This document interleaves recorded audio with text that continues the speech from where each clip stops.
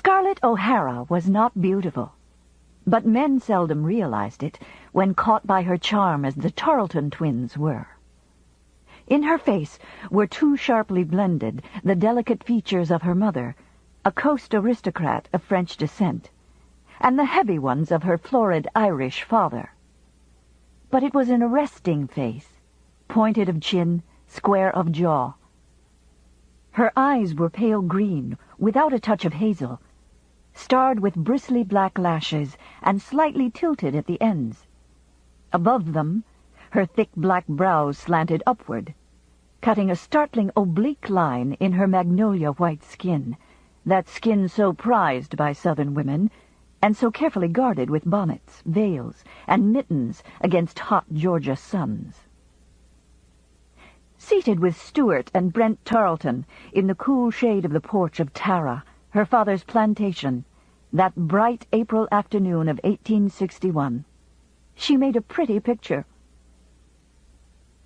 Her new green-flowered muslin dress spread its 12 yards of billowing material over her hoops, and exactly matched the flat-heeled green Morocco slippers her father had recently brought her from Atlanta. The dress set off to perfection the 17-inch waist, the smallest in 3 counties, and the tightly fitting basque showed breasts well matured for her 16 years. But for all the modesty of her spreading skirts, the demureness of hair netted smoothly into a chignon, and the quietness of small white hands folded in her lap, her true self was poorly concealed. The green eyes in the carefully sweet face were turbulent, willful, lusty with life, distinctly at variance with her decorous demeanor. Her manners had been imposed upon her by her mother's gentle admonitions and the sterner discipline of her mammy. Her eyes were her own. On either side of her, the twins lounged easily in their chairs, squinting at the sunlight through tall, mint-garnished glasses. As they laughed and talked, their long legs, booted to the knee and thick with saddle muscles, crossed negligently.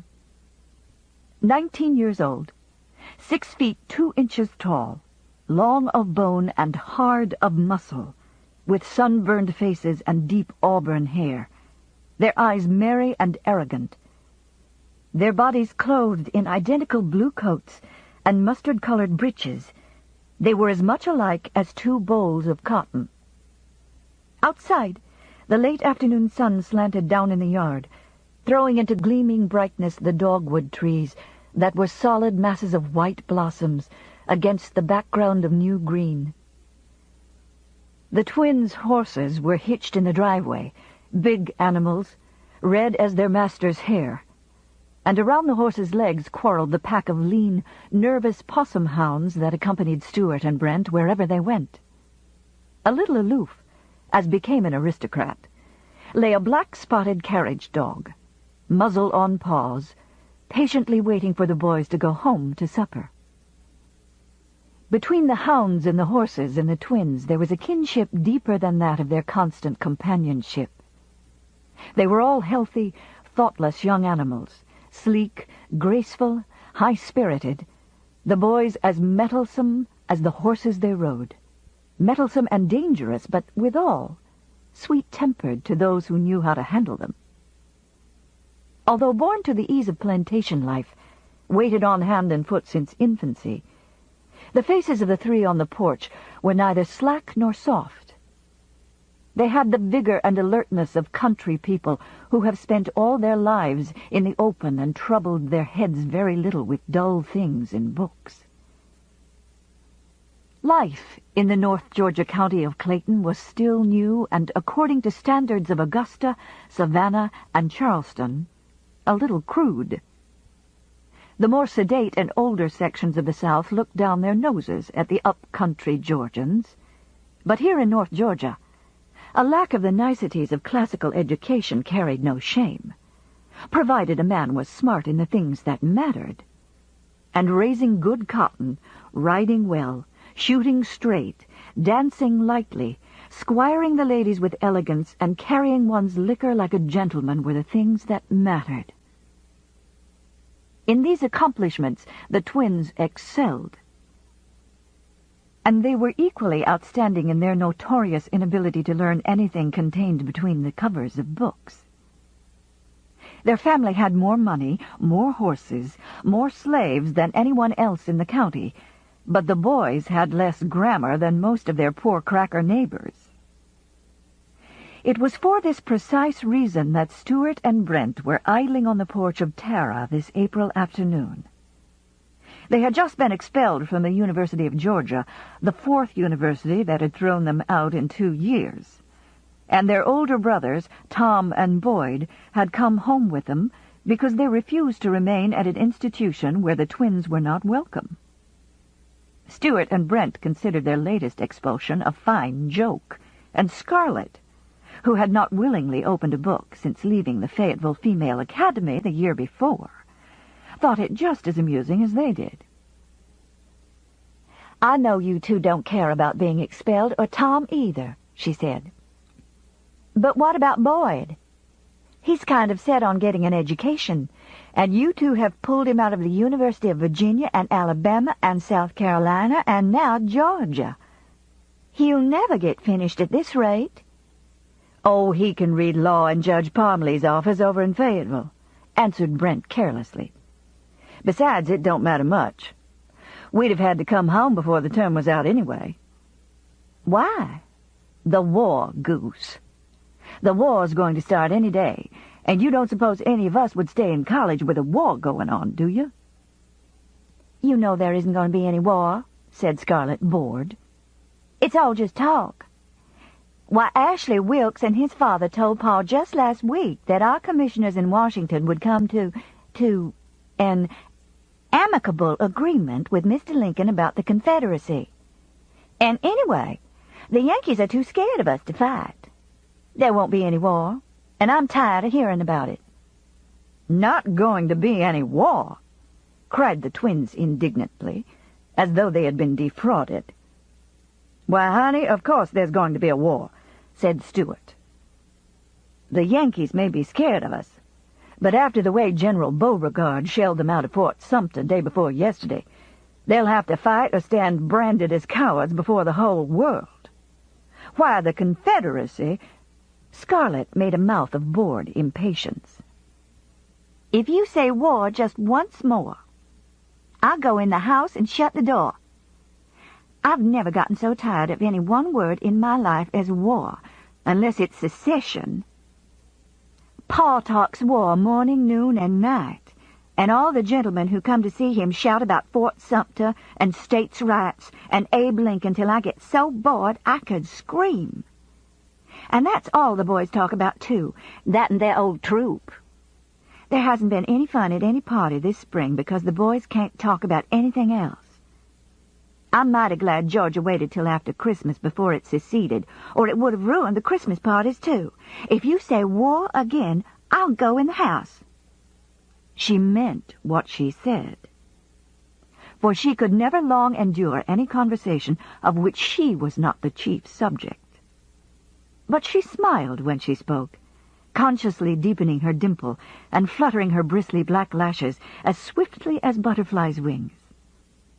The boys were enchanted, as she had intended them to be, and they hastened to apologize for boring her. They thought none the less of her for her lack of interest. Indeed, they thought more. War was men's business, not ladies', and they took her attitude as evidence of her femininity. Having maneuvered them away from the boring subject of war, she went back with interest to their immediate situation. "What did your mother say about you two being expelled again?" The boys looked uncomfortable, recalling their mother's conduct 3 months ago when they had come home by request from the University of Virginia. "Well," said Stuart, "she hasn't had a chance to say anything yet. Tom and us left home early this morning before she got up, and Tom's laying out over at the Fontaines while we came over here." "Didn't she say anything when you got home last night?" "We were in luck last night. Just before we got home, that new stallion Ma got in Kentucky last month was brought in, and the place was in the big brute. He's a grand horse, Scarlet. You must tell your pa to come over and see him right away. He'd already bitten a hunk out of his groom on the way down here, and he'd trampled 2 of Ma's darkies who met the train at Jonesboro. And just before we got home, he'd about kicked the stable down and half-killed Strawberry, Ma's old stallion. When we got home, Ma was out in the stable with a sack full of sugar, smoothing him down and doing it mighty well, too. The darkies were hanging from the rafters, pop-eyed, they were so scared. But Ma was talking to the horse like he was folks, and he was eating out of her hand. There ain't nobody like Ma with a horse. And when she saw us, she said, "In heaven's name, what are you for doing home again? You're worse than the plagues of Egypt." And then the horse began snorting and rearing, and she said, "Get out of here. Can't you see he's nervous, the big darling? I'll tend to you 4 in the morning." So we went to bed, and this morning we got away before she could catch us and left Boyd to handle her. Do you suppose she'll hit Boyd? Scarlet, like the rest of the county, could never get used to the way small Mrs. Tarleton bullied her grown sons and laid her riding crop on their backs if the occasion seemed to warrant it. Beatrice Tarleton was a busy woman, having on her hands not only a large cotton plantation, 100 Negroes, and 8 children, but the largest horse-breeding farm in the state as well. She was hot-tempered and easily plagued by the frequent scrapes of her 4 sons, and while no one was permitted to whip a horse or a slave, she felt that a lick now and then didn't do the boys any harm. Of course she won't hit Boyd. She never did beat Boyd much because he's the oldest. Besides, he's the runt of the litter, said Stewart, proud of his 6 feet 2. That's why we left him at home to explain things to her. God almighty, Ma ought to stop licking us. We're 19, and Tom's 21, and she acts like we're 6 years old. Will your mother ride the new horse to the Wilkes' barbecue tomorrow? She wants to, but Pa says he's too dangerous. And anyway, the girls won't let her. They said they were going to have her go to one party at least like a lady, riding in the carriage. I hope it doesn't rain tomorrow, said Scarlet. It's rained nearly every day for a week. There's nothing worse than a barbecue turned into an indoor picnic. Oh, it'll be clear tomorrow and hot as June, said Stewart. Look at that sunset. I never saw one redder. You can always tell weather by sunsets. They looked out across the endless acres of Gerald O'Hara's newly plowed cotton fields toward the red horizon. Now that the sun was setting in a welter of crimson behind the hills across the Flint River, the warmth of the April day was ebbing into a faint but balmy chill.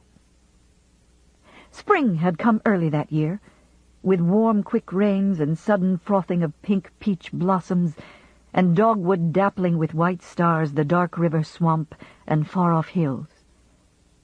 Already the plowing was nearly finished, and the bloody glory of the sunset colored the fresh-cut furrows of red Georgia clay to even redder hues. The moist, hungry earth, waiting upturned for the cotton seeds, showed pinkish on the sandy tops of furrows, vermilion and scarlet and maroon where shadows lay along the sides of the trenches. The whitewashed brick plantation house seemed an island set in a wild red sea, a sea of spiraling, curving, crescent billows petrified suddenly at the moment when the pink-tipped waves were breaking into surf. For here were no long, straight furrows, such as could be seen in the yellow clay fields of the flat middle Georgia country, or in the lush black earth of the coastal plantations. The rolling foothill country of North Georgia was plowed in a million curves to keep the rich earth from washing down into the river bottoms. It was a savagely red land, blood-colored after rains, brick dust in droughts. The best cotton land in the world. It was a pleasant land of white houses, peaceful plowed fields, and sluggish yellow rivers, but a land of contrasts, of brightest sun glare and densest shade. The plantation clearings and miles of cotton fields smiled up to a warm sun, placid, complacent. At their edges rose the virgin forests, dark and cool even in the hottest noons, mysterious, a little sinister. The soughing pines seemed to wait with an age-old patience, to threaten with soft sighs, "Be careful, be careful. We had you once. We can take you back again." To the ears of the three on the porch came the sounds of hooves, the jingling of harness chains, and the shrill, careless laughter of Negro voices as the field hands and mules came in from the fields. From within the house floated the soft voice of Scarlett's mother, Ellen O'Hara, as she called to the little black girl who carried her basket of keys.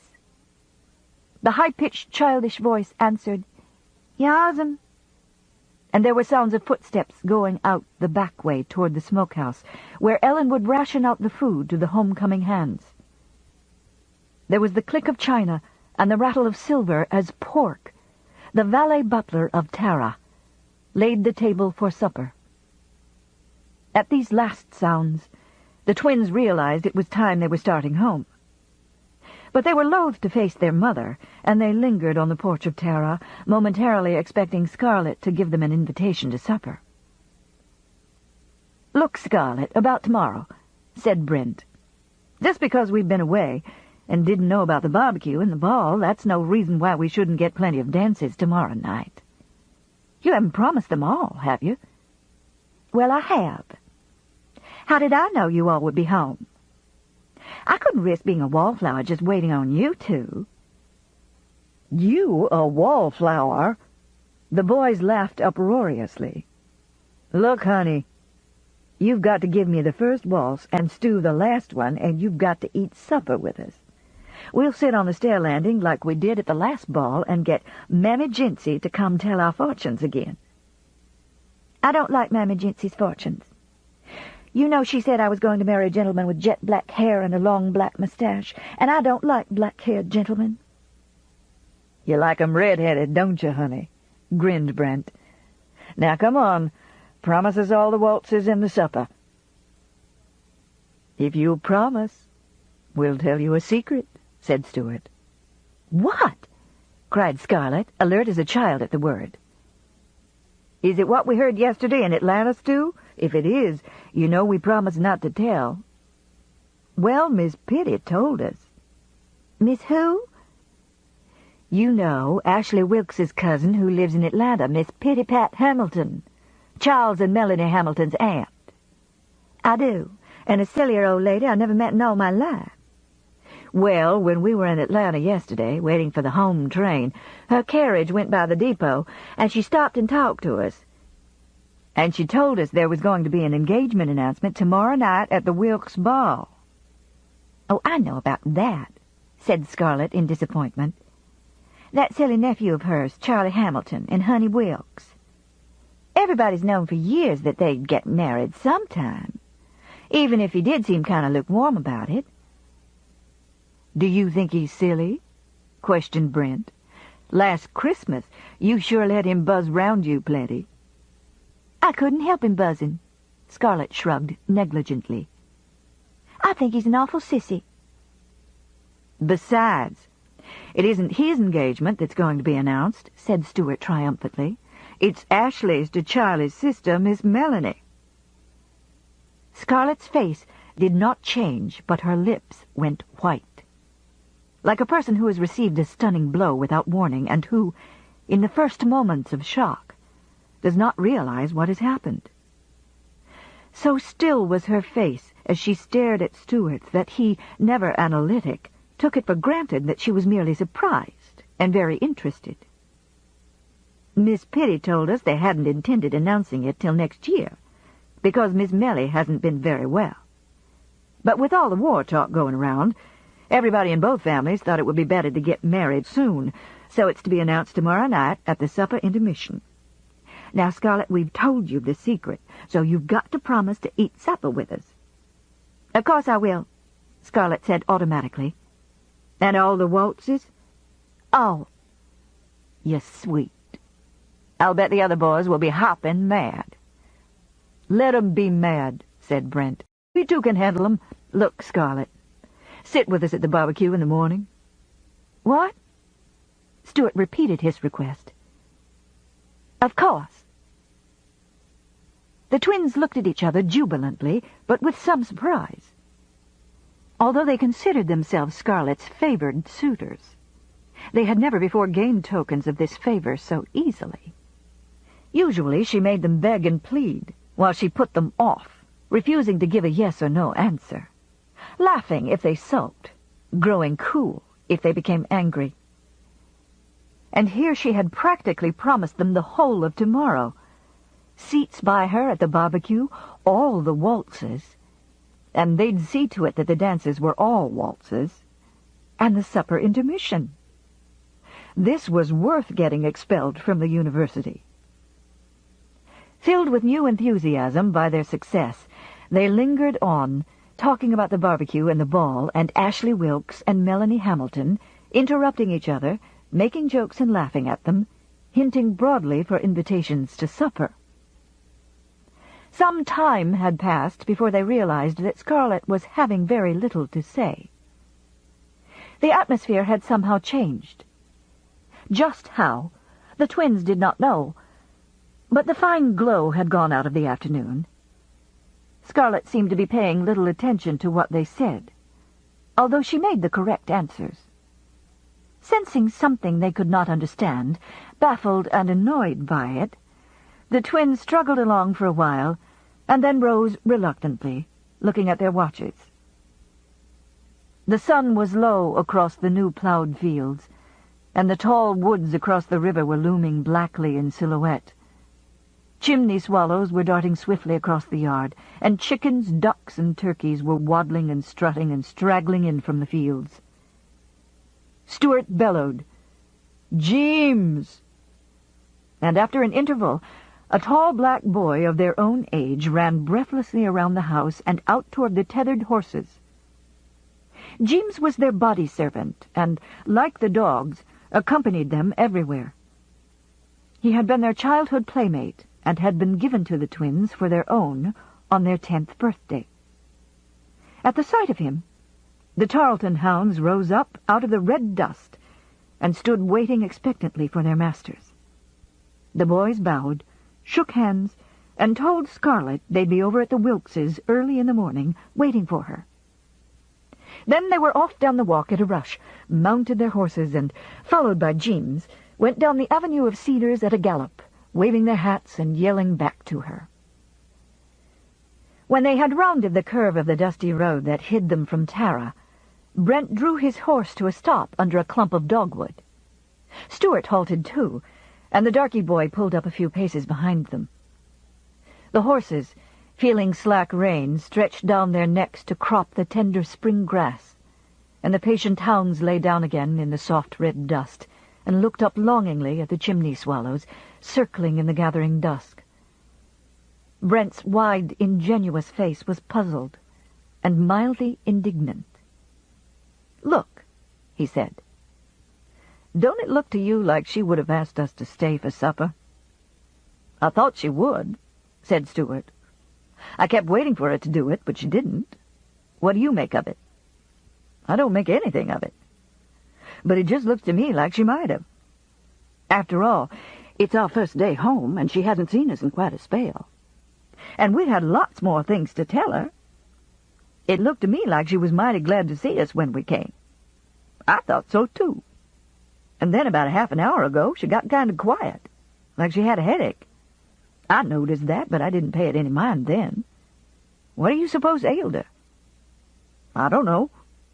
Do you suppose we said something that made her mad?" They both thought for a minute. "I can't think of anything.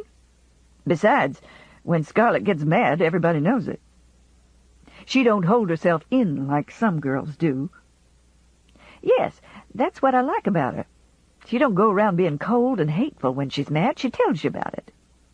But it was something we did or said that made her shut up talking and look sort of sick. I could swear she was glad to see us when we came and was aiming to ask us to supper." "You don't suppose it's because we got expelled?" Hell no. Don't be a fool. She laughed like everything when we told her about it. And besides, Scarlett don't set any more store by book learning than we do. Brent turned in the saddle and called to the Negro groom. "James." "Sir?" "You heard what we were talking to Miss Scarlett about?" "No, sir, Miss Brent. How come you think I'll be spying on white folks?" "Spying? My God! You darkies know everything that goes on." "Why, you liar. I saw you with my own eyes sidle around the corner of the porch and squat in the Cape jessamine bush by the wall. Now, did you hear us say anything that might have made Miss Scarlett mad or hurt her feelings?" Thus appealed to, James gave up further pretense of not having overheard the conversation and furrowed his black brow. "No, sir. I didn't notice y'all say anything to make her mad.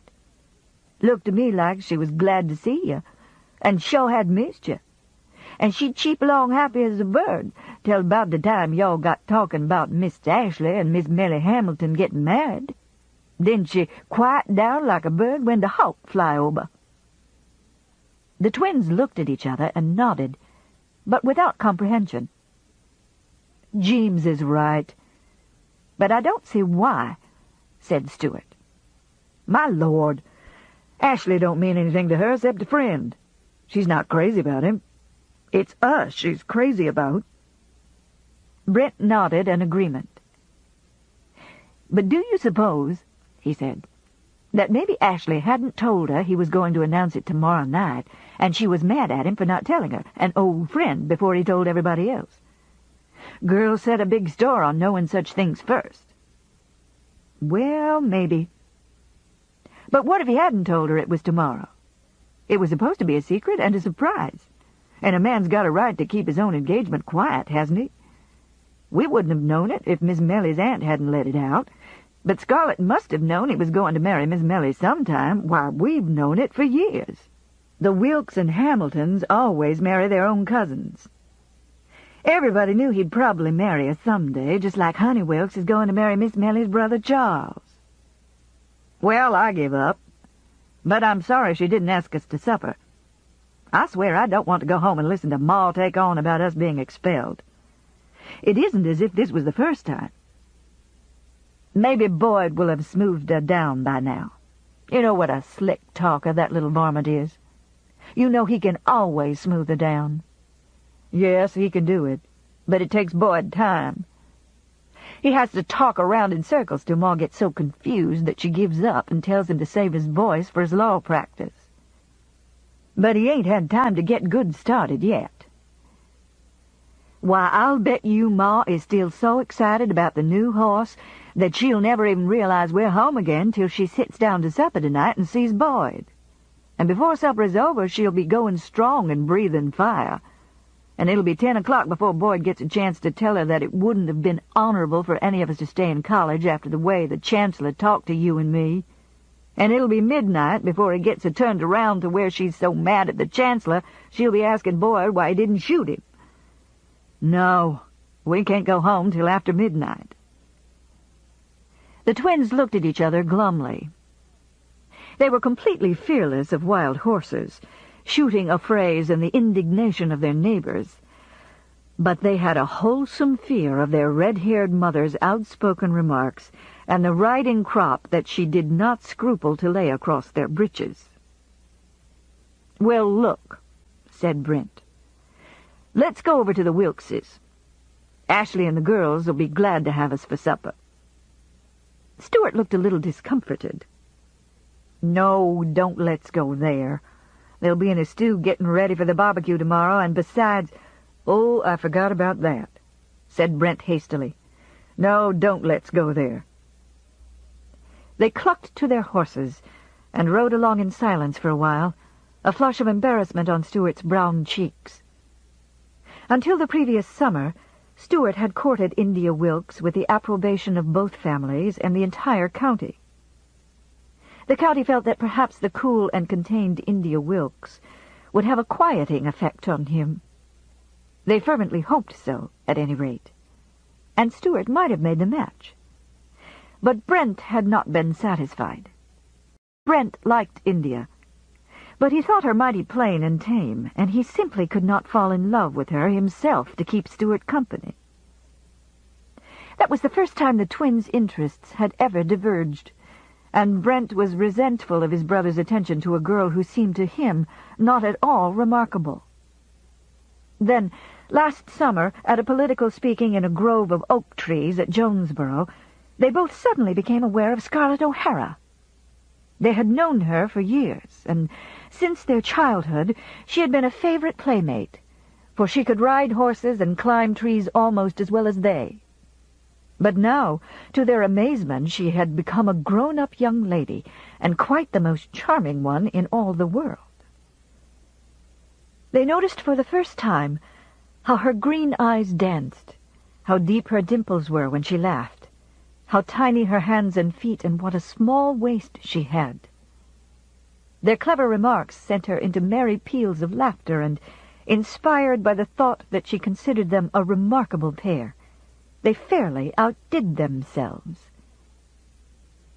It was a memorable day in the life of the twins. Thereafter, when they talked it over, they always wondered just why they had failed to notice Scarlett's charms before. They never arrived at the correct answer, which was that Scarlett on that day had decided to make them notice. She was constitutionally unable to endure any man being in love with any woman not herself, and the sight of India Wilkes and Stuart at the speaking had been too much for her predatory nature. Not content with Stuart alone, she had set her cap for Brent as well, and with a thoroughness that overwhelmed the two of them. Now they were both in love with her, and India Wilkes and Letty Monroe from Lovejoy, whom Brent had been half-heartedly courting, were far in the back of their minds. Just what the loser would do, should Scarlett accept either one of them, the twins did not ask. They would cross that bridge when they came to it. For the present, they were quite satisfied to be in accord again about one girl, for they had no jealousies between them. It was a situation which interested the neighbors and annoyed their mother, who had no liking for Scarlett. "It'll serve you right if that sly piece does accept one of you," she said. "Or maybe she'll accept both of you, and then you'll have to move to Utah if the Mormons will have you, which I doubt. All that bothers me is that some one of these days you're both going to get liquored up and jealous of each other about that two-faced little green-eyed baggage, and you'll shoot each other, but that might not be a bad idea either." Since the day of the speaking, Stuart had been uncomfortable in India's presence.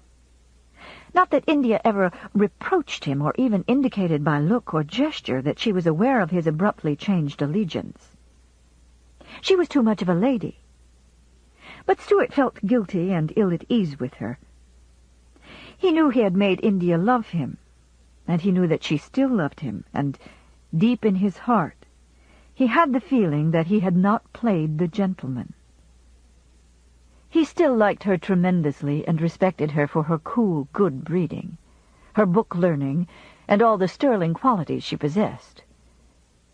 But damn it, she was just so pallid and uninteresting and always the same, besides Scarlett's bright and changeable charm.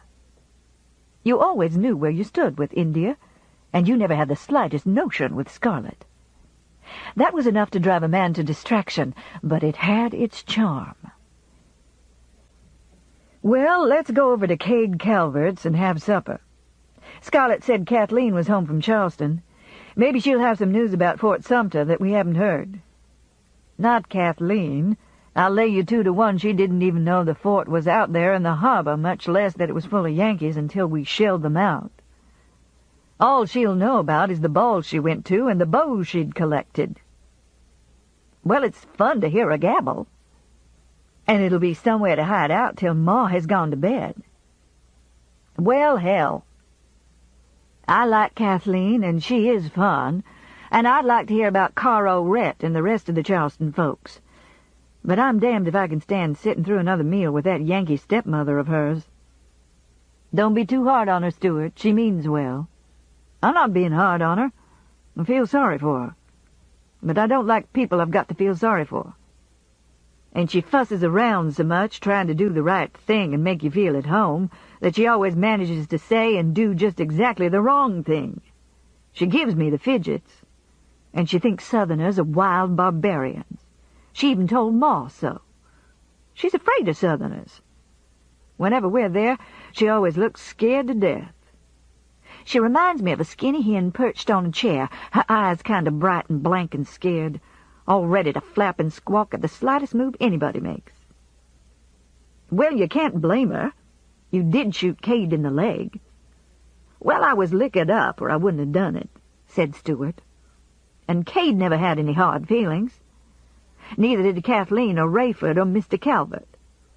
It was just that Yankee stepmother who squalled and said I was a wild barbarian and decent people weren't safe around uncivilized Southerners. Well, you can't blame her. She's a Yankee and ain't got very good manners. And after all, you did shoot him, and he is her stepson. Well, hell, that's no excuse for insulting me. You are Ma's own blood son, but did she take on that time Tony Fontaine shot you in the leg? No. She just sent for old Doc Fontaine to dress it and asked the doctor what ailed Tony's aim. Said she guessed liquor was spoiling his marksmanship. Remember how mad that made Tony? Both boys yelled with laughter. "Ma's a card," said Brent with loving approval. "You can always count on her to do the right thing and not embarrass you in front of folks." "Yes, but she's mighty liable to talk embarrassing in front of Father and the girls when we get home tonight," said Stewart gloomily. "Look, Brent, I guess this means we don't go to Europe. You know Mother said if we got expelled from another college, we couldn't have our grand tour." "Well, hell, we don't care, do we? What is there to see in Europe? I'll bet those foreigners can't show us a thing we haven't got right here in Georgia. I'll bet their horses aren't as fast or their girls as pretty, and I know damn well they haven't got any rye whiskey that can touch Father's." Ashley Wilkes said they had an awful lot of scenery and music. Ashley liked Europe. He's always talking about it. Well, you know how the Wilkes are. They're kind of queer about music and books and scenery. Mother says it's because their grandfather came from Virginia. She says Virginians set quite a store by such things. They can have 'em. Give me a good horse to ride and some good liquor to drink and a good girl to court and a bad girl to have fun with, and anybody can have their Europe. What do we care about missing the tour? Suppose we were in Europe now with the war coming on. We couldn't get home soon enough.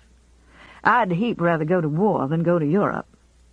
"So would I, any day. Look, Brent, I know where we can go for supper.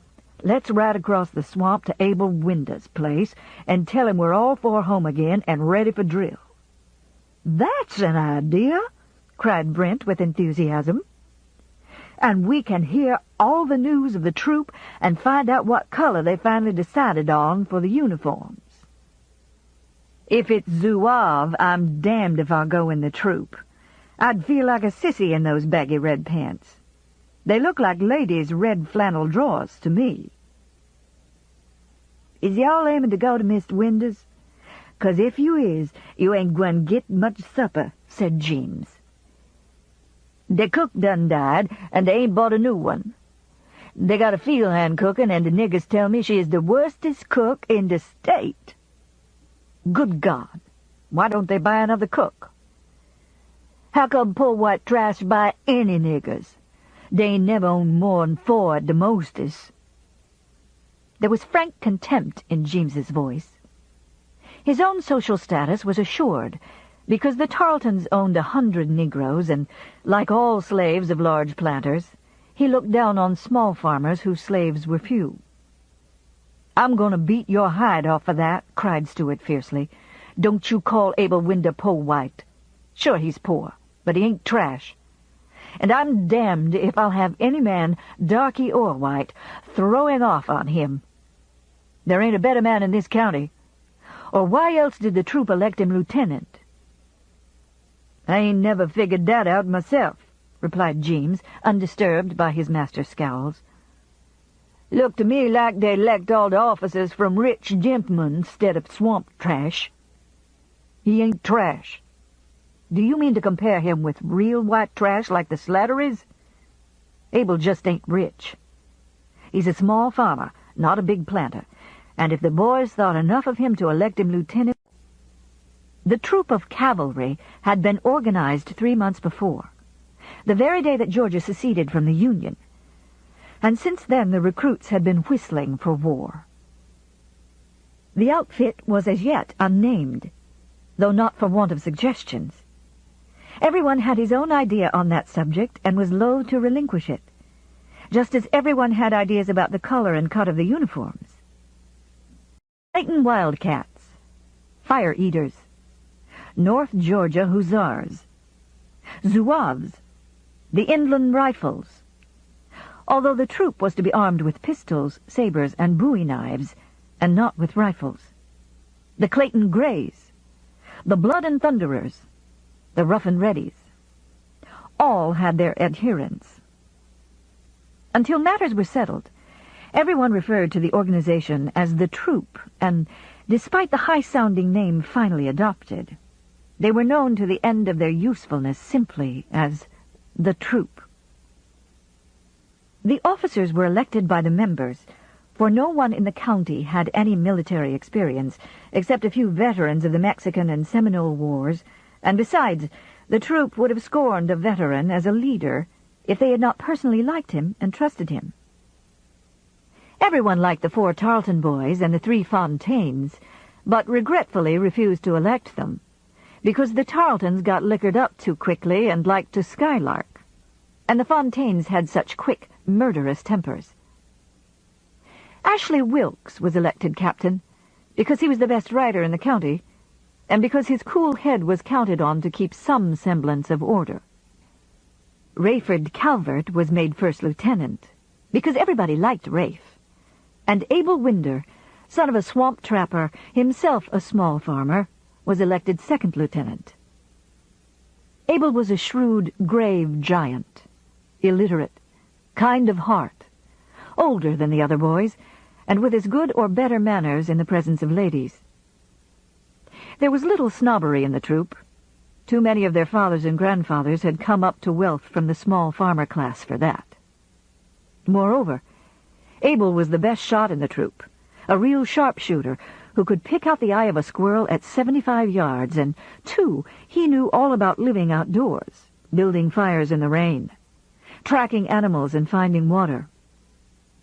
The troop bowed to real worth, and moreover, because they liked him, they made him an officer. He bore the honor gravely, and with no untoward conceit, as though it were only his due. But the planters' ladies and the planters' slaves could not overlook the fact that he was not born a gentleman, even if their menfolks could. In the beginning, the troop had been recruited exclusively from the sons of planters, a gentleman's outfit, each man supplying his own horse, arms, equipment, uniform, and body servant. But rich planters were few in the young county of Clayton, and in order to muster a full-strength troop, it had been necessary to raise more recruits among the sons of small farmers, hunters in the backwoods, swamp trappers, crackers, and, in a very few cases, even poor whites, if they were above the average of their class. These latter young men were as anxious to fight the Yankees, should war come, as were their richer neighbors. But the delicate question of money arose. Few small farmers owned horses. They carried on their farm operations with mules, and they had no surplus of these, seldom more than 4. The mules could not be spared to go off to war, even if they had been acceptable for the troop, which they emphatically were not. As for the poor whites, they considered themselves well off if they owned 1 mule. The backwoods folks and the swamp dwellers owned neither horses nor mules.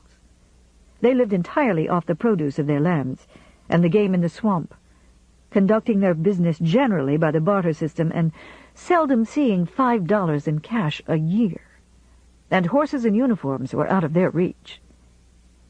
but they were as fiercely proud in their poverty as the planters were in their wealth, and they would accept nothing that smacked of charity from their rich neighbors. So, to save the feelings of all, and to bring the troop up to full strength, Scarlett's father, John Wilkes, Buck Monroe, Jim Tarleton, Hugh Calvert, in fact, every large planter in the county, with the one exception of Angus McIntosh, had contributed money to completely outfit the troop, horse and man. The upshot of the matter was that every planter agreed to pay for equipping his own sons and a certain number of the others. But the manner of handling the arrangements was such that the less wealthy members of the outfit could accept horses and uniforms without offense to their honor. The troop met twice a week in Jonesboro to drill and to pray for the war to begin. Arrangements had not yet been completed for obtaining the full quota of horses. But those who had horses performed what they imagined to be cavalry maneuvers in the field behind the courthouse, kicked up a great deal of dust, yelled themselves hoarse, and waved the Revolutionary War swords that had been taken down from parlor walls. Those who, as yet, had no horses, sat on the curb in front of Bullard's store and watched their mounted comrades, chewed tobacco and told yarns, or else engaged in shooting matches. There was no need to teach any of the men to shoot. Most Southerners were born with guns in their hands, and lives spent in hunting had made marksmen of them all. From planters' homes and swamp cabins, a varied array of firearms came to each muster. There were long squirrel guns that had been new when first the Alleghenies were crossed, old muzzle-loaders that had claimed many an Indian when Georgia was new, horse pistols that had seen service in 1812, in the Seminole Wars and in Mexico, silver-mounted dueling pistols, pocket derringers, double-barreled hunting pieces, and handsome new rifles of English make with shining stocks of fine wood. Drill always ended in the saloons of Jonesboro, and by nightfall, so many fights had broken out that the officers were hard put to ward off casualties until the Yankees could inflict them. It was during one of these brawls that Stuart Tarleton had shot Cade Calvert and Tony Fontaine had shot Brent. The twins had been at home, freshly expelled from the University of Virginia, at the time the troop was organized, and they had joined enthusiastically. But after the shooting episode, 2 months ago, their mother had packed them off to the State University with orders to stay there. They had sorely missed the excitement of the drills while away, and they counted education well lost if only they could ride and yell and shoot off rifles in the company of their friends. "Well, let's cut across country to Abel's," suggested Brent. "We can go through Mr. O'Hara's river bottom and the Fontaine's pasture and get there in no time." "We ain't going to get nothing to eat except possum and greens," argued James. "You ain't going to get anything," grinned Stuart, "because you are going home and tell Ma that we won't be home for supper." "No, I ain't," cried James in alarm. "No, I ain't. I don't get no more fun out of having Miss Beatrice lay me out than y'all does. First place, she'll ask me how come I let y'all get it spelled again. And next thing, how come I didn't bring y'all home tonight so she could lay you out.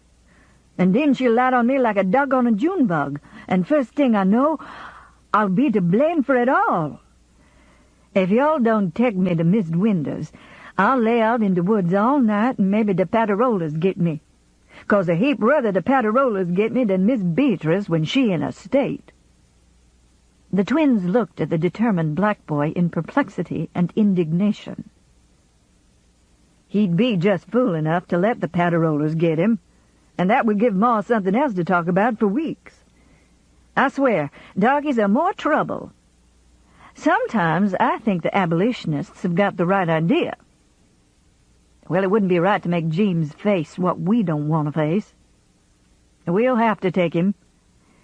But look, you impudent black fool, if you put on any airs in front of the window darkies and hint that we all the time have fried chicken and ham, while they don't have nothing but rabbit and possum, I'll—" I'll tell Ma. And we won't let you go to war with us either. Airs? Me put on airs for them cheap niggers? No, sir. I got better manners. Ain't Miss Beatrice taught me manners same as she taught y'all? She didn't do a very good job on any of the three of us, said Stuart.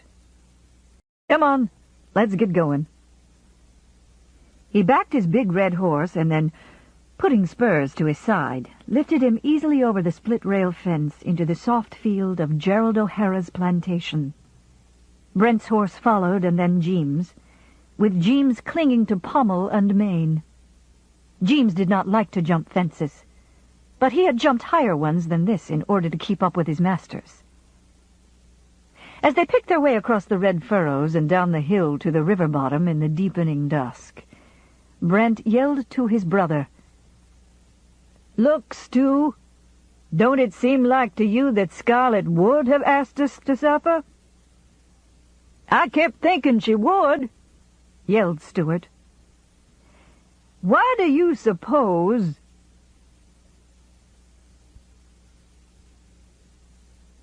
Chapter 2.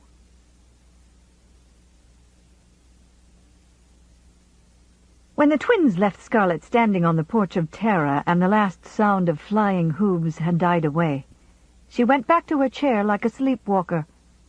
Her face felt stiff as from pain, and her mouth actually hurt from having stretched it, unwillingly, in smiles, to prevent the twins from learning her secret. She sat down wearily, tucking one foot under her, and her heart swelled up with misery, until it felt too large for her bosom. It beat with odd little jerks. Her hands were cold, and a feeling of disaster oppressed her. There were pain and bewilderment in her face. The bewilderment of a pampered child who has always had her own way for the asking, and who now, for the first time, was in contact with the unpleasantness of life. Ashley to marry Melanie Hamilton. Oh, it couldn't be true. The twins were mistaken. They were playing one of their jokes on her. Ashley couldn't be in love with her. Nobody could. Not with a mousy little person like Melanie. Scarlet recalled with contempt Melanie's thin, childish figure, her serious, heart-shaped face that was plain almost to homeliness. And Ashley couldn't have seen her in months. He hadn't been in Atlanta more than twice since the house party he gave last year at 12 Oaks. No, Ashley couldn't be in love with Melanie because, oh, she couldn't be mistaken. Because he was in love with her. She, Scarlet, was the one he loved. She knew it. Scarlet heard Mammy's lumbering tread shaking the floor of the hall, and she hastily untucked her foot and tried to rearrange her face in more placid lines. It would never do for Mammy to suspect that anything was wrong. Mammy felt that she owned the O'Haras, body and soul, that their secrets were her secrets. And even a hint of mystery was enough to set her up on the trail as relentlessly as a bloodhound. Scarlet knew from experience that if Mammy's curiosity were not immediately satisfied, she would take up the matter with Ellen, and then Scarlet would be forced to reveal everything to her mother, or think up some plausible lie. Mammy emerged from the hall, a huge old woman with the small, shrewd eyes of an elephant. She was shining black, pure African, devoted to her last drop of blood to the O'Haras, Ellen's mainstay, the despair of her 3 daughters, the terror of the other house servants. Mammy was black, but her code of conduct and her sense of pride were as high as or higher than those of her owners. She had been raised in the bedroom of Solange Robillard, Ellen O'Hara's mother, a dainty, cold, high-nosed Frenchwoman who spared neither her children nor her servants their just punishment for any infringement of decorum. She had been Ellen's mammy, and had come with her from Savannah to the up-country when she married. Whom Mammy loved, she chastened. And as her love for Scarlett and her pride in her were enormous, the chastening process was practically continuous. "Is the gentleman gone? How come you didn't ask them to stay for supper, Miss Scarlett? I done told Pope to lay 2 extra plates for them. Where's your manners?"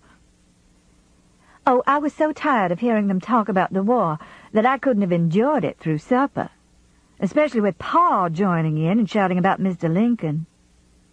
"You ain't got no more manners than a field hand, and after Miss Ellen and me done labored with you. And here you is without your shawl, and the night air fixin' to set in. I done told you about getting fever from setting in the night air with nothing on your shoulders. Come on in the house, Miss Scarlett." Scarlett turned away from Mammy with studied nonchalance, thankful that her face had been unnoticed in Mammy's preoccupation with the matter of the shawl. "No, I want to sit here and watch the sunset. It's so pretty. You run get my shawl, please, Mammy, and I'll sit here till Pa comes home." "Your voice sounds like you're catching a cold," said Mammy suspiciously. "Well, I'm not," said Scarlett impatiently. "You fetch me my shawl." Mammy waddled back into the hall, and Scarlett heard her call softly up the stairwell to the upstairs maid. "You, Rosa, drop me Miss Scarlett's shawl." Then more loudly, "Worthless nigger! She ain't never where she does nobody no good. Now I got to climb up and get it myself." Scarlett heard the stairs groan, and she got softly to her feet. When Mammy returned, she would resume her lecture on Scarlett's breach of hospitality, and Scarlett felt that she could not endure prating about such a trivial matter when her heart was breaking. As she stood, hesitant, wondering where she could hide until the ache in her breast subsided a little, a thought came to her, bringing a small ray of hope. Her father had ridden over to 12 Oaks, the Wilkes plantation, that afternoon, to offer to buy Dilsey, the broad wife of his valet, pork. Dilsey was head woman and midwife at 12 Oaks, and since the marriage 6 months ago, Pork had deviled his master night and day to buy Dilsey so the two could live on the same plantation. That afternoon, Gerald, his resistance worn thin, had set out to make an offer for Dilsey. Surely, thought Scarlett, Pa will know whether this awful story is true. Even if he hasn't actually heard anything this afternoon, perhaps he's noticed something, sensed some excitement in the Wilkes family. If I can just see him privately before supper, perhaps I'll find out the truth, that it's just one of the twins' nasty practical jokes. It was time for Gerald's return, and if she expected to see him alone, there was nothing for her to do except meet him where the driveway entered the road. She went quietly down the front steps, looking carefully over her shoulder to make sure Mammy was not observing her from the upstairs windows. Seeing no broad black face, turbaned in snowy white, peering disapprovingly from between fluttering curtains, she boldly snatched up her green-flowered skirts and sped down the path toward the driveway as fast as her small ribbon-laced slippers would carry her. The dark cedars on either side of the gravelled drive met in an arch overhead, turning the long avenue into a dim tunnel. As soon as she was beneath the gnarled arms of the cedars, she knew she was safe from observation from the house, and she slowed her swift pace. She was panting, for her stays were laced too tightly to permit much running, but she walked on as rapidly as she could. Soon she was at the end of the driveway and out on the main road. But she did not stop until she had rounded a curve that put a large clump of trees between her and the house. Flushed and breathing hard, she sat down on a stump to wait for her father. It was past time for him to come home, but she was glad that he was late. The delay would give her time to quiet her breathing and calm her face so that his suspicions would not be aroused. Every moment she expected to hear the pounding of his horse's hooves and see him come charging up the hill at his usual breakneck speed. It slipped by, and Gerald did not come. She looked on the road for him, the pain in her heart swelling up again. "Oh, it can't be true," she thought. "Why doesn't he come?" Her eyes followed the winding road, blood-red now after the morning rain. In her thought, she traced its course as it ran down the hill to the sluggish Flint River, through the tangled swampy bottoms and up the next hill to 12 Oaks, where Ashley lived. That was all the road meant now.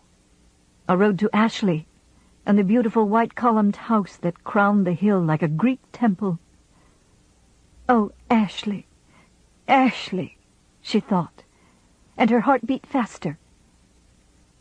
Some of the cold sense of bewilderment and disaster that weighted her down since the Tarleton boys told her their gossip was pushed into the background of her mind, and in its place crept the fever that had possessed her for 2 years. It seemed strange now that when she was growing up, Ashley had never seemed so very attractive to her. In childhood days, she had seen him come and go and never given him a thought. But since that day 2 years ago when Ashley, newly home from his 3 years' grand tour in Europe, had called to pay his respects, she had loved him. It was as simple as that. She had been on the front porch, and he had ridden up the long avenue dressed in grey broadcloth with a wide black cravat setting off his frilled shirt to perfection. Even now, she could recall each detail of his dress, how brightly his boots shone, the head of a Medusa in cameo on his cravat pin, the wide Panama hat that was instantly in his hand when he saw her. He had alighted and tossed his bridle reins to a pickaninny and stood looking up at her, his drowsy grey eyes wide with a smile, and the sun so bright on his blonde hair that it seemed like a cap of shining silver. And he said, "So you've grown up, Scarlett." And coming lightly up the steps, he had kissed her hand. And his voice, she would never forget the leap of her heart as she heard it, as if for the first time, drawling, resonant, musical. She had wanted him, in that first instant, wanted him as simply and unreasoningly as she wanted food to eat, horses to ride, and a soft bed on which to lay herself. For 2 years he had squired her about the county, to balls, fish fries, picnics, and court days, never so often as the Tarleton twins or Cade Calvert, never so importunate as the younger Fontaine boys, but still, never the week went by that Ashley did not come calling at Tara. True, he never made love to her, nor did the clear grey eyes ever glow with that hot light Scarlett knew so well in other men. And yet, she knew he loved her. She could not be mistaken about it. Instinct stronger than reason and knowledge born of experience told her that he loved her. Too often she had surprised him when his eyes were neither drowsy nor remote, when he looked at her with a yearning and a sadness which puzzled her. She knew he loved her. Why did he not tell her so? That she couldn't understand. But there were so many things about him that she didn't understand. He was courteous always, but aloof, remote. No one could ever tell what he was thinking about, Scarlett least of all. In a neighborhood where everyone said exactly what he thought as soon as he thought it, Ashley's quality of reserve was exasperating. He was as proficient as any of the other young men in the usual county diversions, hunting, gambling, dancing, and politics, and was the best rider of them all. But he differed from all the rest in that these pleasant activities were not the end and aim of life to him, and he stood alone in his interest in books and music, and his fondness for writing poetry. Oh, why was he so handsomely blonde, so courteously aloof, so maddeningly boring with his talk about Europe and books and music and poetry and things that interested her not at all, and yet so desirable. Night after night, when Scarlet went to bed after sitting on the front porch in the semi-darkness with him, she tossed restlessly for hours and comforted herself only with the thought that the very next time he saw her, he certainly would propose. But the next time came and went, and the result was nothing. Nothing except that the fever possessing her rose higher and hotter. She loved him, and she wanted him, and she did not understand him. She was as forthright and simple as the winds that blew over Tara, and the yellow river that wound about it. And to the end of her days, she would never be able to understand the complexity. And now, for the first time in her life, she was facing a complex nature. For Ashley was born of a line of men who used their leisure for thinking, not doing, for spinning brightly colored dreams that had in them no touch of reality. He moved in an inner world that was more beautiful than Georgia, and came back to reality with reluctance. He looked on people, and he neither liked nor disliked them. He looked on life, and was neither heartened nor saddened. He accepted the universe and his place in it for what they were, and shrugging, turned to his music and books and his better world. Why he should have captivated Scarlet when his mind was a stranger to hers, she did not know. The very mystery of him excited her curiosity like a door that had neither lock nor key. The things about him which she could not understand only made her love him more, and his odd, restrained courtship only served to increase her determination to have him for her own. That he would propose some day, she had never doubted, for she was too young and too spoiled ever to have known defeat. And now, like a thunderclap, had come this horrible news. Ashley to marry Melanie. It couldn't be true. Why, only last week, when they were riding home at twilight from Fairhill, he had said, "Scarlet, I have something so important to tell you that I hardly know how to say it." She had cast down her eyes demurely, her heart beating with wild pleasure, thinking the happy moment had come. Then he had said, "Not now. We're nearly home and there isn't time. Oh, Scarlet, what a coward I am." And putting spurs to his horse, he had raced her up the hill to Tara. Scarlet, sitting on the stump, thought of those words which had made her so happy. And suddenly they took on another meaning, a hideous meaning. Suppose it was the news of his engagement he had intended to tell her. Oh, if Paul would only come home! She could not endure the suspense another moment. She looked impatiently down the road again, and again she was disappointed. The sun was now below the horizon, and the red glow at the rim of the world faded into pink. The sky above turned slowly from azure to the delicate blue-green of a robin's egg, and the unearthly stillness of rural twilight came stealthily down about her. Shadowy dimness crept over the countryside. The red furrows in the gashed red road lost their magical blood color and became plain brown earth. Across the road, in the pasture, the horses, mules, and cows stood quietly with heads over the split-rail fence, waiting to be driven to the stables and supper.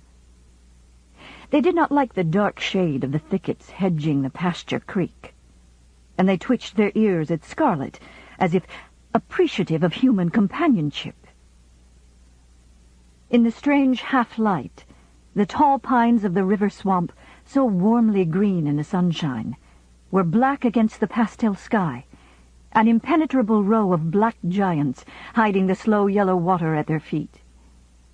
On the hill across the river, the tall white chimneys of the Wilkes home faded gradually into the darkness of the thick oaks surrounding them, and only far-off pinpoints of supper lamps showed that a house was here.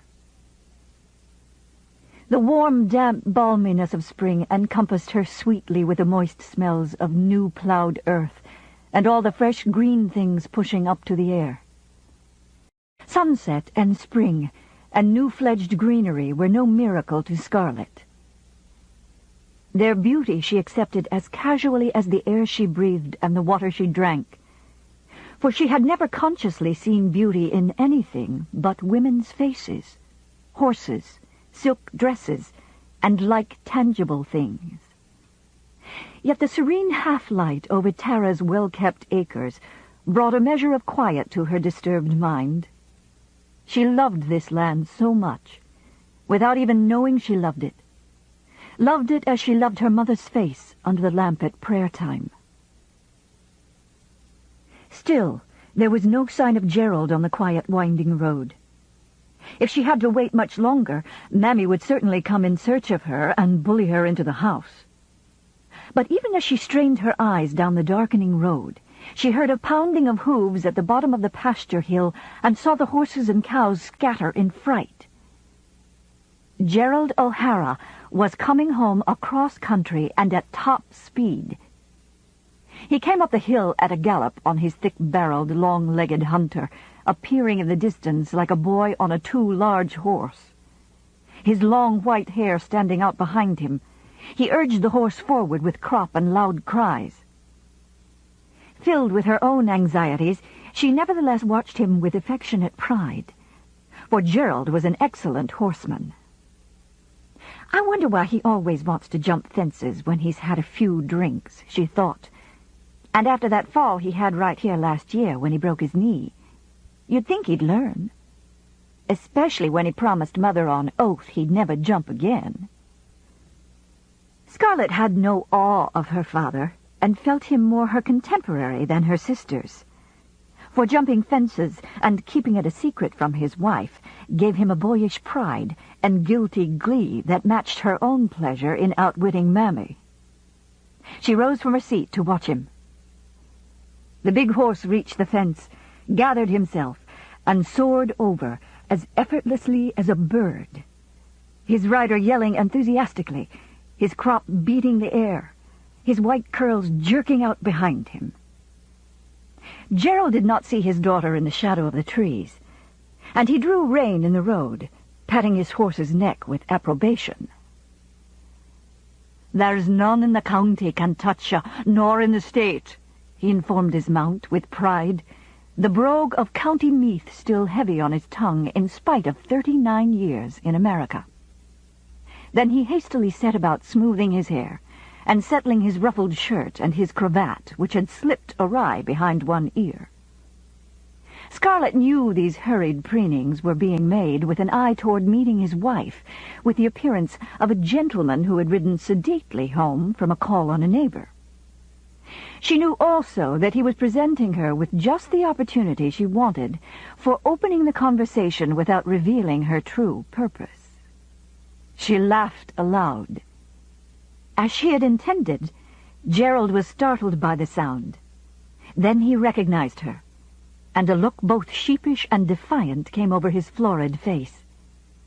He dismounted with difficulty, because his knee was stiff, and, slipping the reins over his arm, stumped toward her. "Well, missy," he said, pinching her cheek. "So you've been spying on me, and like your sister Sue Ellen last week, you'll be telling your mother on me?" There was indignation in his hoarse bass voice, but also a wheedling note, and Scarlet teasingly clicked her tongue against her teeth as she reached out to pull his cravat into place. His breath in her face was strong with bourbon whiskey, mingled with a faint fragrance of mint. Accompanying him also were the smells of chewing tobacco, well-oiled leather and horses, a combination of odors that she always associated with her father and instinctively liked in other men. "No, Pa, I'm no tattletale like Sue Ellen," she assured him, standing off to view his rearranged attire with a judicious air. Gerald was a small man, little more than 5 feet tall, but so heavy of barrel and thick of neck that his appearance, when seated, led strangers to think him a larger man. His thick-set torso was supported by short, sturdy legs, always encased in the finest leather boots procurable, and always planted wide apart like a swaggering small boy's. Most small people who take themselves seriously are a little ridiculous, but the bantam cock is respected in the barnyard, and so it was with Gerald. No one would ever have the temerity to think of Gerald O'Hara as a ridiculous little figure. He was 60 years old, and his crisp curly hair was silver-white, but his shrewd face was unlined, and his hard little blue eyes were young with the unworried youthfulness of one who has never taxed his brain with problems more abstract than how many cards to draw in a poker game. His was as Irish a face as could be found in the length and breadth of the homeland he had left so long ago. Round, high-colored, short-nosed, wide-mouthed, and belligerent. Beneath his choleric exterior, Gerald O'Hara had the tenderest of hearts. He could not bear to see a slave pouting under a reprimand, no matter how well deserved, or hear a kitten mewing, or a child crying. But he had a horror of having his weakness discovered. That everyone who met him did discover his kindly heart within 5 minutes was unknown to him, and his vanity would have suffered tremendously if he had found it out. For he liked to think that when he bawled orders at the top of his voice, everyone trembled and obeyed. It had never occurred to him that only one voice was obeyed on the plantation, the soft voice of his wife Ellen. It was a secret he would never learn, for everyone from Ellen down to the stupidest field hand was in a tacit and kindly conspiracy to keep him believing that his word was law. Scarlett was impressed less than anyone else by his tempers and his roarings. She was his oldest child, and now that Gerald knew there would be no more sons to follow the 3 who lay in the family burying ground, he had drifted into a habit of treating her in a man-to-man manner, which she found most pleasant. She was more like her father than her younger sisters, for Corinne, who had been born Caroline Irene, was delicate and dreamy, and Sue Ellen, christened Susan Eleanor, prided herself on her elegance and ladylike deportment. Moreover, Scarlett and her father were bound together by a mutual suppression agreement. If Gerald caught her climbing a fence instead of walking half a mile to a gate, or sitting too late on the front steps with a beau, he castigated her personally and with vehemence. But he did not mention the fact to Ellen or to Mary. And when Scarlett discovered him jumping fences after his solemn promise to his wife, or learned the exact amount of his losses at poker, as she always did from county gossip, she refrained from mentioning the fact at the supper table in the artfully artless manner Sue Ellen had. Scarlett and her father each assured the other solemnly that to bring such matters to the ears of Ellen would only hurt her, and nothing would induce them to wound her gentleness. Scarlett looked at her father in the fading light, and, without knowing why, she found it comforting to be in his presence. There was something vital and earthy and coarse about him that appealed to her. Being the least analytic of people, she did not realize that this was because she possessed in some degree these same qualities, despite 16 years of effort on the part of Ellen and Mammy to obliterate them. "You look very presentable now," she said, "and I don't think anyone will suspect you've been up to your tricks unless you brag about them. But it does seem to me that after you broke your knee last year jumping that same fence—" "Well, may I be damned if I'll have my own daughter telling me what I shall jump and not jump," he shouted, giving her cheek another pinch. "It's me own neck, so it is. And besides, missy, what are you doing out here without your shawl?" Seeing that he was employing familiar maneuvers to extricate himself from unpleasant conversation, she slipped her arm through his and said, "I was waiting for you. I didn't know you would be so late. I just wondered if you'd bought Dilsey." "Bought her I did," and the price has ruined me. Bought her and her little wench Prissy. John Wilkes was for almost giving them away, but never will I have it said that Gerald O'Hara used friendship in a trade. I made him take 3,000 for the two of them." "In the name of heaven, Pa, 3,000? And you didn't need to buy Prissy." "Has the time come when me own daughters sit in judgment on me?" shouted Gerald rhetorically. "Prissy's a likely little wench, and so—" "I know her. She's a sly, stupid creature," Scarlett rejoined calmly, unimpressed by his uproar. "And the only reason you bought her was because Dilsey asked you to buy her." Gerald looked crestfallen and embarrassed, as always when caught in a kind deed, and Scarlett laughed outright at his transparency. "Well, what if I did? Was there any use buying Dilsey if she was going to mope about the child? Well, never again will I let a darky on this place marry off it. It's too expensive." The shadows were falling thicker now. The last greenish tinge had left the sky, and a slight chill was displacing the balminess of spring. But Scarlett loitered, wondering how to bring up the subject of Ashley without permitting Gerald to suspect her motive. This was difficult, for Scarlett had not a subtle bone in her body, and Gerald was so much like her, he never failed to penetrate her weak subterfuges, even as she penetrated his, and he was seldom tactful in doing it. "How are they all over at 12 Oaks?" "About as usual. Cade Calvert was there, and after I settled about Dilsey, we all sat on the gallery and had several toddies. Cade has just come from Atlanta, and it's all upset they are there and talking war and—" Scarlett sighed. If Gerald once got on the subject of war and secession, it would be hours before he relinquished it. She broke in with another line. "Did they say anything about the barbecue tomorrow?" "Now that I think of it, they did. What's her name? The sweet little thing who was here last year. You know, Ashley's cousin. Oh, yes. Miss Melanie Hamilton, that's the name. She and her brother Charles have already come from Atlanta, and—" "Oh, so she did come?" "She did. And a sweet, quiet thing she is, with never a word to say for herself, like a woman should be. Come now, daughter, don't lag. Your mother will be hunting for us." Scarlett's heart sank at the news. She had hoped against hope that something would keep Melanie Hamilton in Atlanta where she belonged, and the knowledge that even her father approved of her sweet, quiet nature, so different from her own, forced her into the open. "Was Ashley there, too?" "He was." Gerald let go of his daughter's arm and turned, peering sharply into her face.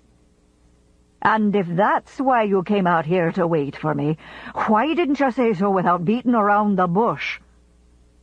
Scarlett could think of nothing to say, and she felt her face growing red with annoyance. "Well, speak up." Still she said nothing, wishing that it was permissible to shake one's father and tell him to hush his mouth. "He was there, and he asked most kindly after you, as did his sisters, and said they hoped nothing would keep you from the barbecue tomorrow. I'll warrant nothing will," he said shrewdly. "And now, daughter, what's all this about you and Ashley?"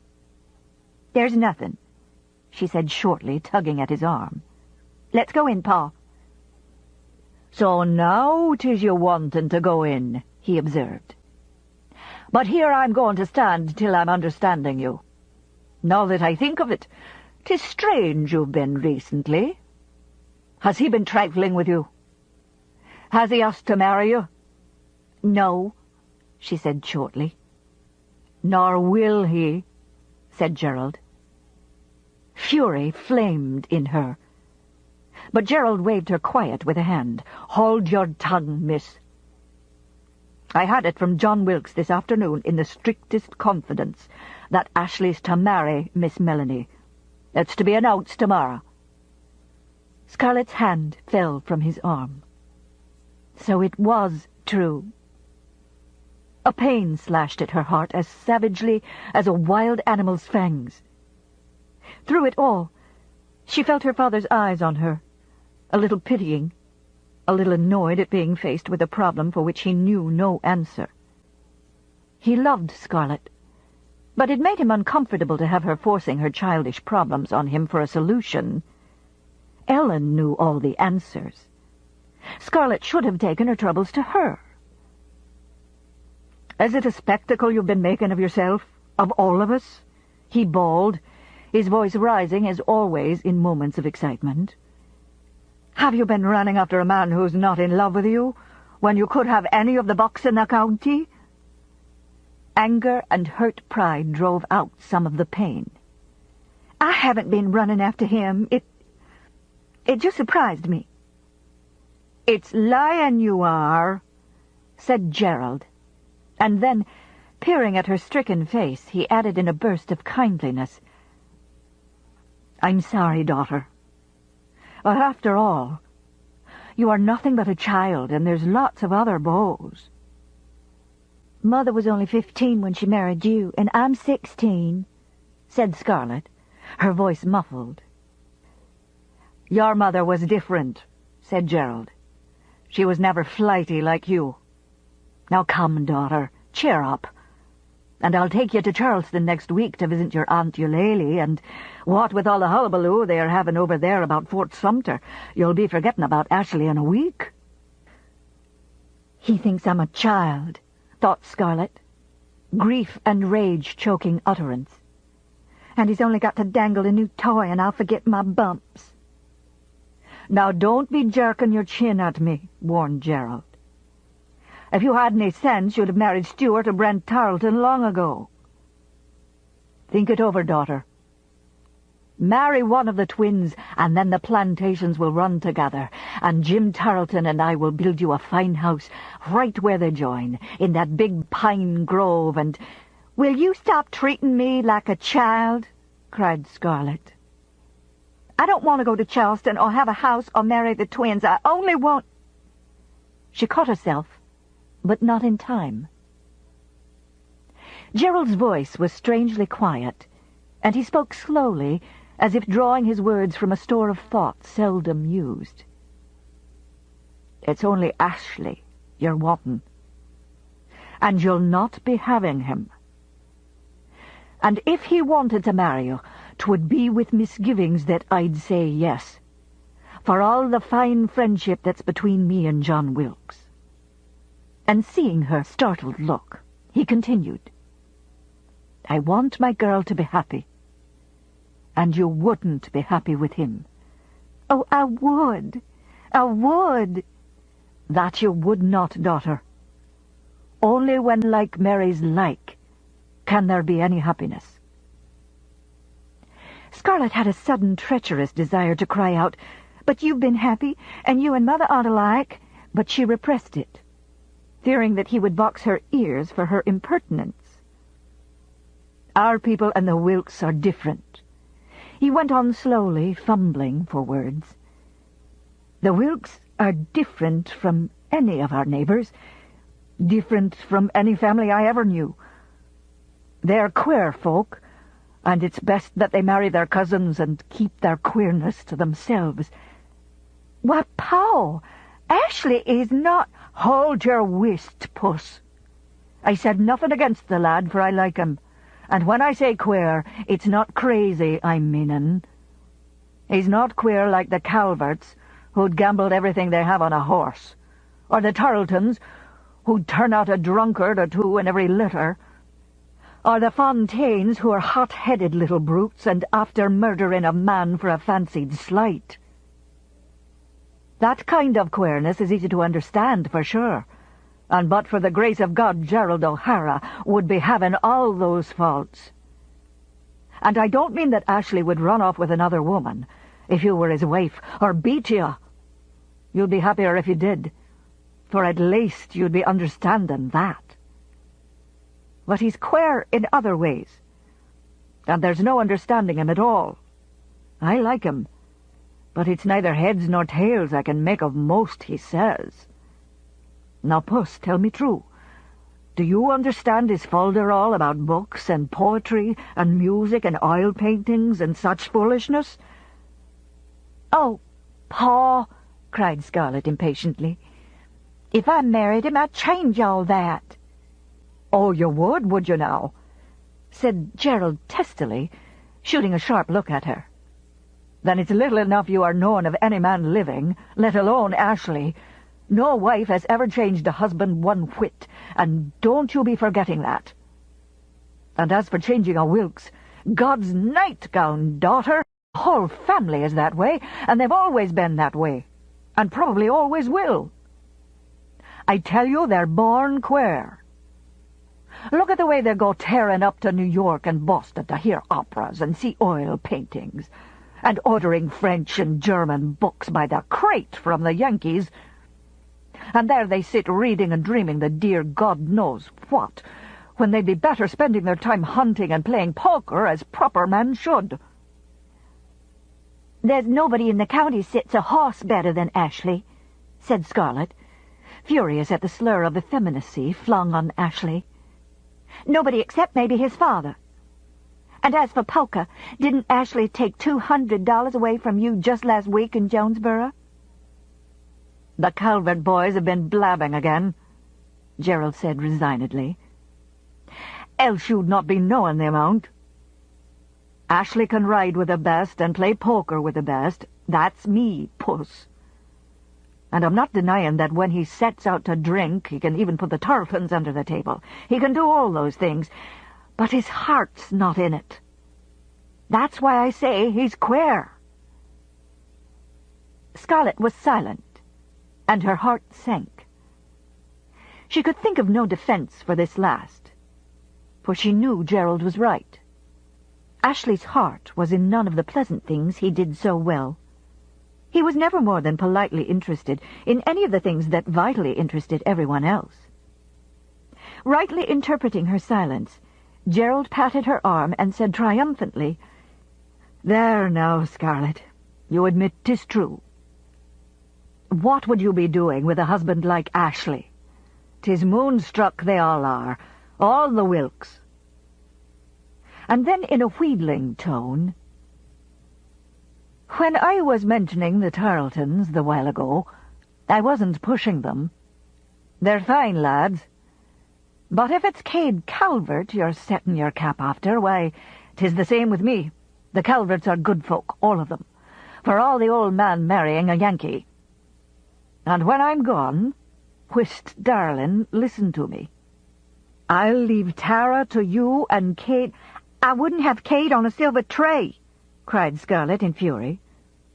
"And I wish you'd quit pushing him at me. I don't want Tara or any old plantation. Plantations don't amount to anything when—" She was going to say, "when you haven't the man you want." But Gerald, incensed by the cavalier way in which she treated his proffered gift, the thing which next to Ellen he loved best in the whole world, uttered a roar. "Do you stand there, Scarlett O'Hara, and tell me that Tara, that land, doesn't amount to anything?" Scarlett nodded obstinately. Her heart was too sore to care whether or not she put her father in a temper. "Land is the only thing in the world that amounts to anything," he shouted, his thick, short arms making wide gestures of indignation. "For 'tis the only thing in this world that lasts, and don't you be forgetting it. 'Tis the only thing worth working for, worth fighting for, worth dying for." "Oh, Pa," she said disgustedly, "you talk like an Irishman."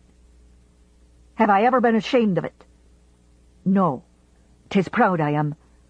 And don't be forgetting that you are half Irish, miss. And to anyone with a drop of Irish blood in 'em, the land they live on is like their mother.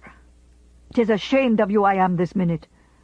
I offer you the most beautiful land in the world, saving County Meath in the old country, and what do? You sniff." Gerald had begun to work himself up into a pleasurable shouting rage, when something in Scarlett's woebegone face stopped him. But there, you're young. 'Twill come to you, this love of land. There's no getting away from it, if you're Irish. You're just a child and bothered about your beaux. When you're older, you'll be seeing how 'tis. Now do you be making up your mind about Cade or the twins or one of Evan Munro's young bucks, and see how fine I turn you out. Oh, Pa!